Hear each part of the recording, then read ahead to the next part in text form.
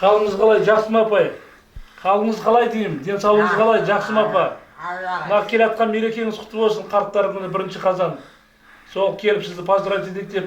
Міне бүгін біз Қонаев ауылында Зейнеп апамыздың үйіне келіп отырық. Апамыз Құдай қаласа, Алла қаласа келесі жылы 100-ге толады.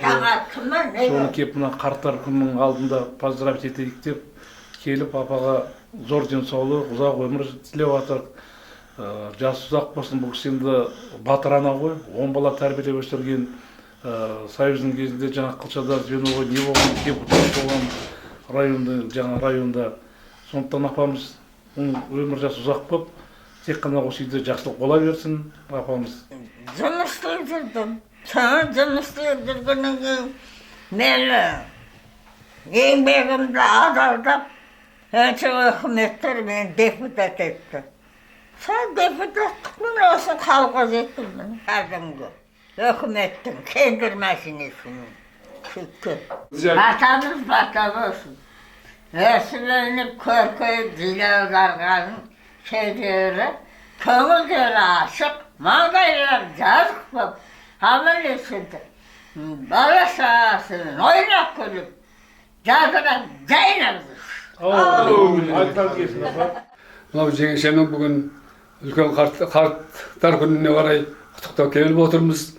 Жешем денсаулығының арқасында осы жерде жастайынан осында, осы ауылда ағамыз соғысқа 41-45 жылдар соғысқа қатысып келгеннен кейін екеуі бас қосып отау құрды. Ағамыз соғыста жүргенде ерлігіменен танылып, Совет одағының батыр атағына ұсынылып, бірақ белгісіз жағдайлармен қолына батыр кірішкасы тимей қалған. Екеуге қосылғаннан кейін осы колхозда жұмыс істеп, жеңешеміз Қызылшада жұмыс істеді, звеновой болды, депутат болып сайланды, ауданға, ауылға депутат болып сайланды. Еңбегі зор, бала шағалы, 10 бала өсіріп, тәрбиелеп өсірді. Мен осы шаңыраққа 1992 жылы келін болып түстім. Содан бері міне 32 жыл болды. Апамыздың өте еңбекқор, Қызылшада жұмыс істеген, білмегенімізді үйретіп, осындай жақсылықтар көріп отыр, немерелі, шөберелі болып отыр.